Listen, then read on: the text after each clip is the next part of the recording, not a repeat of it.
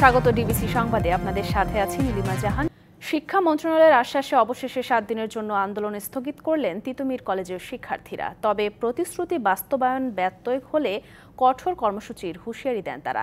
এর আগে তিতুমির কলেজকে বিশ্ববিদ্যালয়ে রূপান্তরের দাবিতে দুপুর থেকে মহাখালীতে করা হয় সড়ক ও রেলপথ অবরোধ। দেখা দেয় ট্রেনের শিডিউল বিপর্যয়। তীব্র ভোগান্তিতে পড়ে জনসাধারণ।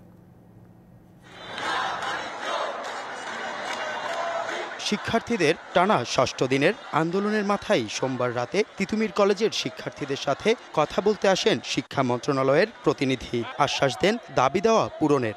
একমতে আসার জন্য তিতুমির কলেজের শিক্ষক মণ্ডলী, ছাত্র প্রতিনিধি এবং শিক্ষক মন্ত্রণালয়ের প্রতিনিধিদের সম্মিলিতভাবে একটি প্রস্তাবনা তৈরি করে এবং সেটি যাতে সবার কাছে গ্রহণযোগ্য হয় এবং একটা ভালো চমৎকার ভাবে বর্তমান চলমান যে শিক্ষাবর্ষে ভর্তি ক্ষেত্র সমাপ্ত হয় সেই সিদ্ধান্ত অতি দ্রুত গ্রহণ করা হবে। এই জমি, আবাসন এবং পরিবহন সংকট নিরসনের জন্য আগামী 7 দিনের মধ্যে এই মন্ত্রণালয় একটা দৃশ্যমান অগ্রগতির ঘোষণা এই তিতুমির কলেজকে জানাবে।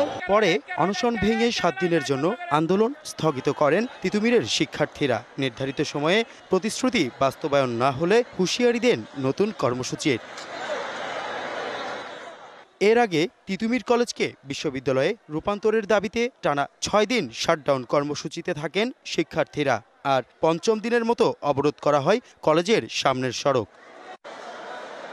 অবরোধের কারণে মহাখালীর আমতলী থেকে গুলশান লিংক রোড সড়কে যান চলাচল বন্ধ হয়ে যায়। ভোগান্তিতে পড়েন এই পথের যাত্রীরা। যত দাবি আছে একটা নির্বাচিত সরকার আসুক, তখন করুক। আমি রেগুলার গাড়ি পাচ্ছি না, আসা যাওয়া আমার 400-500 টাকা চলে যাচ্ছে। প্রতিদিন অফিসে অ্যাবসেন্ট খাচ্ছি। প্রতিনিয়ত 300-400 করে যে খরচটা হচ্ছে, আমরা ভাই জনসাধারণ মানুষ, এই টাকা দিয়ে তো আর মূলত এই এত ভাড়া দিয়ে যাওয়া যাচ্ছে না। শিক্ষার্থীরা রেলপথ অবরোধ করায় সোমবার বিকেল থেকে ঢাকার কমলাপুর থেকে বন্ধ হয়ে যায় ট্রেন চলাচল। বেশ কয়েকটি ট্রেনের শিডিউল বিপর্যয় হয়ে ভোগান্তিতে পড়েন যাত্রীরা। টিকিট রিটার্ন দিতে বলতেছে, এখন তো হচ্ছে ডেট এক্সপায়ার, মানে সময় এক্সপায়ার হয়ে গেছে। আমরা তো এখন অনলাইনে টিকিট রিটার্ন দিতেও পারতেছি না। আসলে আমাদের জন্য অনেক কষ্টদায়ক। সে সকাল থেকে একটা সময় আসছি, 2-3 ঘন্টা জার্নি এভাবে বসে থাকা আমাদের জন্য অনেক বিরক্তিকর একটা ব্যাপার। পরে রাতে শিক্ষার্থীরা আন্দোলন স্থগিতের ঘোষণা দিলে ঢাকা থেকে সারা দেশে ট্রেন চলাচল শুরু হয়। হাসিব পান্থ, ডিবিসি নিউজ, ঢাকা। ভর্তি পরীক্ষায় পোষ্য কোটা পুরোপুরি বাতিলের দাবিতে আমৃত্যু অনশন করেছেন জাহাঙ্গীরনগর বিশ্ববিদ্যালয়ের শিক্ষার্থীরা। এই কর্মসূচির পরিপ্রেক্ষিতে 5 সদস্যের সংস্কার কমিটি গঠন করেছে প্রশাসন। সন্ধ্যায় পোষ্য কোটা পর্যালোচনার জন্য উপাচার্য অধ্যাপক মাহফুজুর রহমানের নেতৃত্বে একটি সংস্কার কমিটি গঠনের ঘোষণা দেন উপাচার্য অধ্যাপক ডক্টর মোহাম্মদ কামরুল আহসান। তবে এই সিদ্ধান্ত প্রত্যাখ্যান করেছেন আন্দোলনকারীরা। শিক্ষার্থীদের অভিযোগ, এসব দীর্ঘমেয়াদী কমিটি গঠনের মাধ্যমে প্রশাসন কালক্ষেপণের চেষ্টা করছে।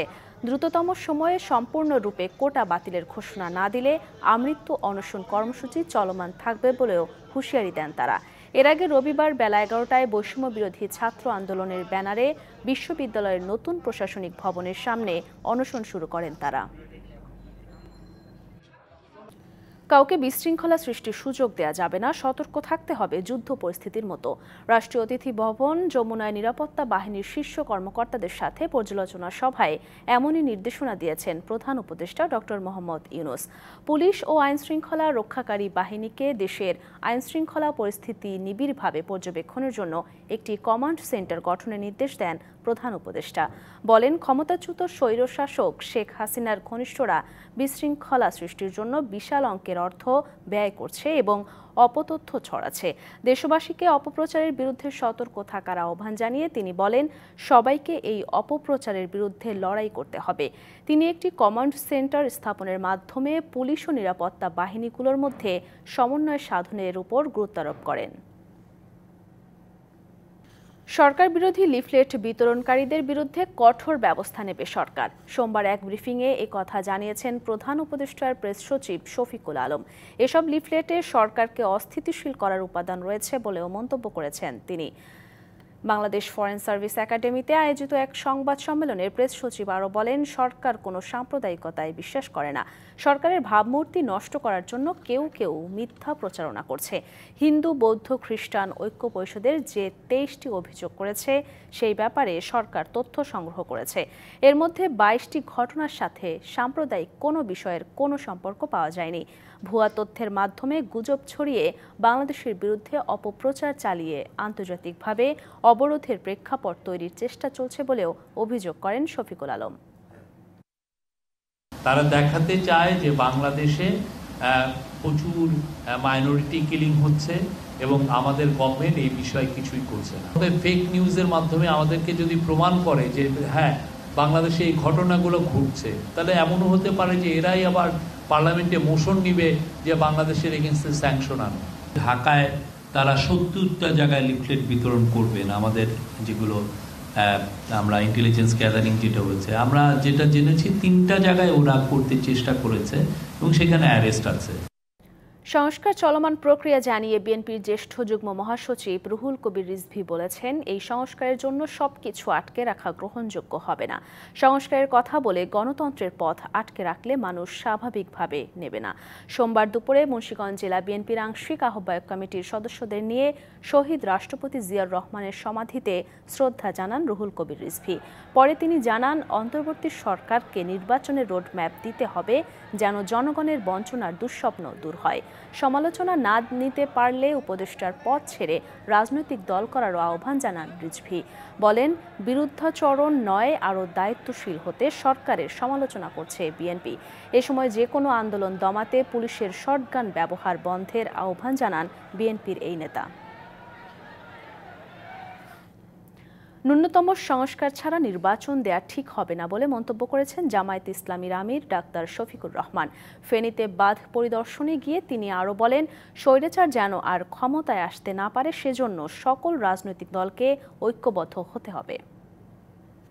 আমরা আহ্বান জানাবো সকল রাজনৈতিক দলের নেতাকর্মী, সমাজের সচেতন মানুষদেরকে এই যন্ত্রণার হাত থেকে বাঁচার জন্য আমাদের সন্তানেরা জীবন দিল, এরকম যন্ত্রণা যেন আর কোনো শাসকের দ্বারা বাংলাদেশে ফিরে না আসে। বাংলাদেশকে কেউ যেন চুষে মুষে খেয়ে শেষ না, এমন একটা সুন্দর বাংলাদেশ আমরা চাই।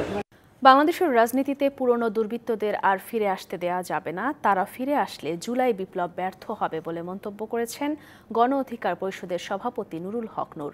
রাতে রাজধানীর বনানী মাঠে জুলাই গণ অভ্যুত্থানে আহত নিহতদের স্মরণে আয়োজিত এক অনুষ্ঠানে একথা বলেন তিনি।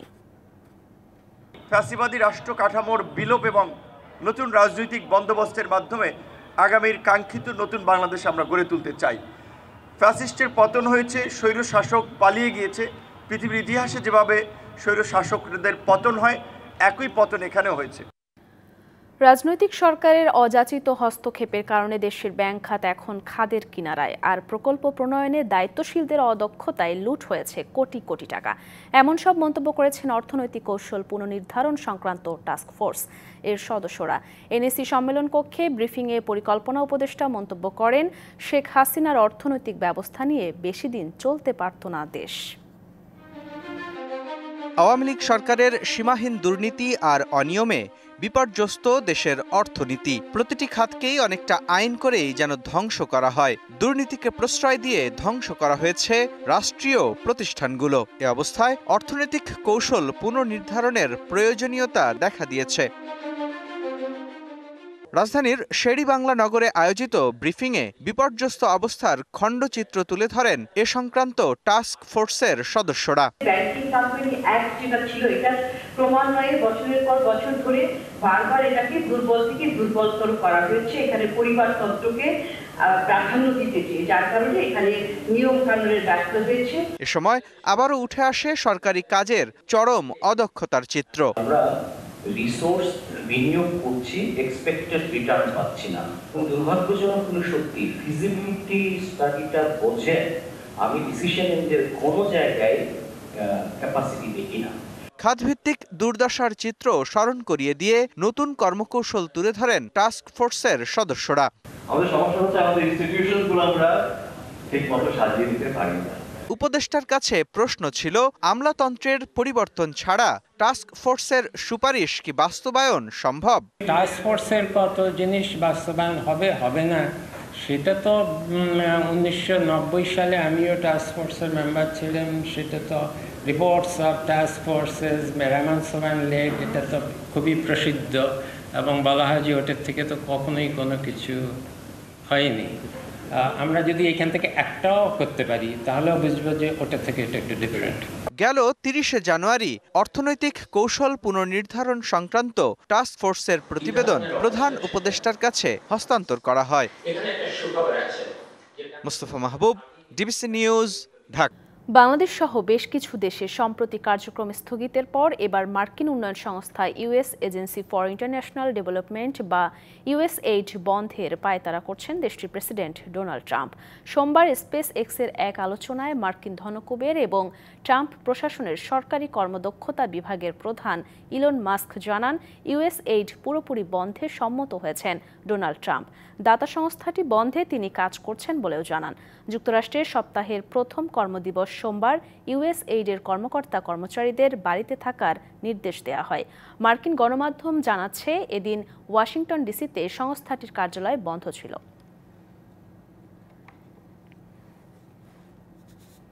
ডিবিসি সংবাদে ছিল এখনকার মতো। ডিবিসি নিউজের সংবাদগুলো পড়তে ভিজিট করুন dbcnews.tv আর ভিজিট করুন ডিবিসির ফেসবুক পেজ এবং ইউটিউব চ্যানেল। ডিবিসির সঙ্গেই থাকুন।